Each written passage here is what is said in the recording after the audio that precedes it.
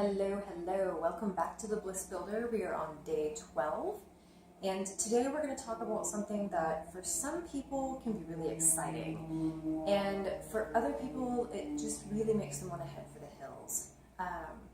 Today we're going to talk about finances, and the reason we're going to do that is because money is a tool, and it's here to help us take care of not only ourselves, but also our lives and our loved ones. And we can't do that if we're not taking appropriate care of our tools. So I need to let you know up front that I am not a certified financial planner or financial advisor, and I am not going to be giving you specific information on how to manage investments or specific financial options, etc. I'm not going to discuss long-term bonds, and I'm not going to discuss stocks or 401k. That's something that you can consult a wonderful financial advisor on, and they would probably be very happy to walk you through all of that. Today, we're instead going to talk about more basic levels. We're going to look at ways that you can give your finances some loving attention and also give them some respect so that you can build a better understanding and relationship with your finances. So are you ready? All right, great. First things first, you've got to know what you've got. So a really quick, easy way to do this, and I suggest it, is if you have online banking, each day, take a few minutes, log in, and just look at your finances.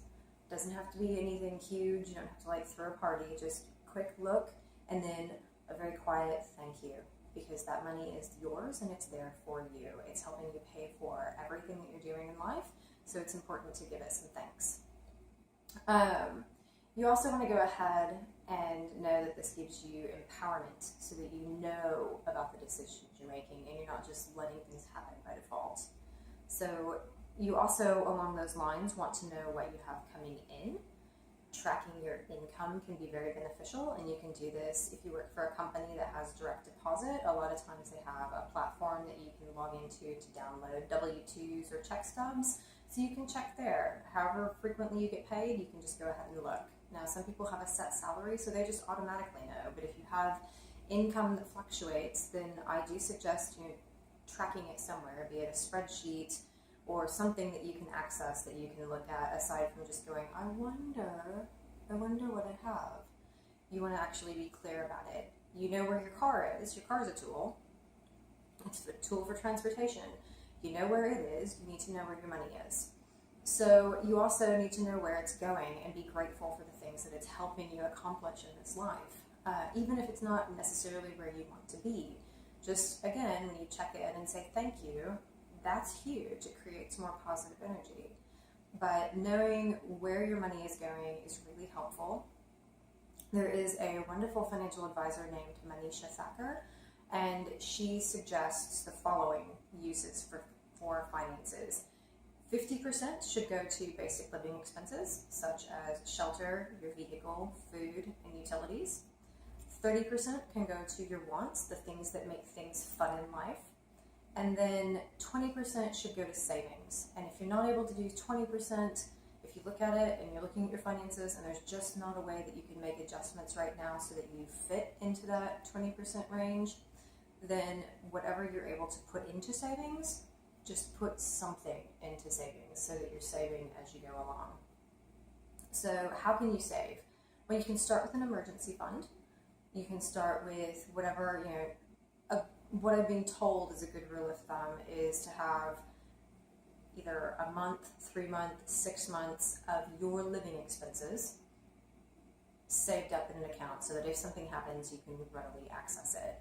A friend of mine is really all over planning. He's got 3 years saved up because he wants to ensure that if anything happens, he does not have to scramble. He can take his time figuring out what he wants to do next and still have a home to live in while he's doing it.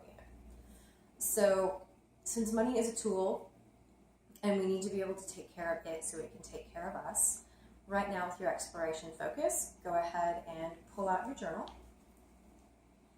and look at what is your relationship to your finances.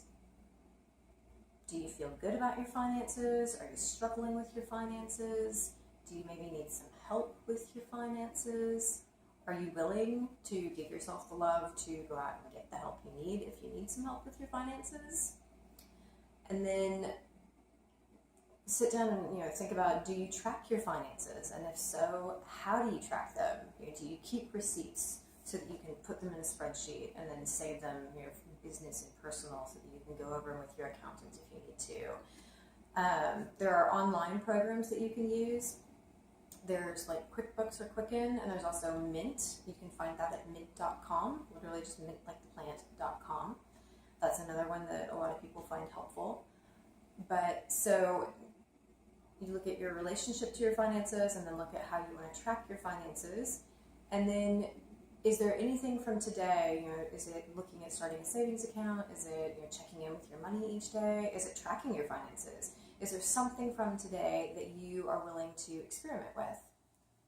Now, this is a really deep topic, so I really want you to go ahead and take some time with this one, check in, be really present, and be really honest with yourself. Really honest, and just give yourself that loving space, because you are so totally worth it. And I will see you tomorrow. Bye-bye.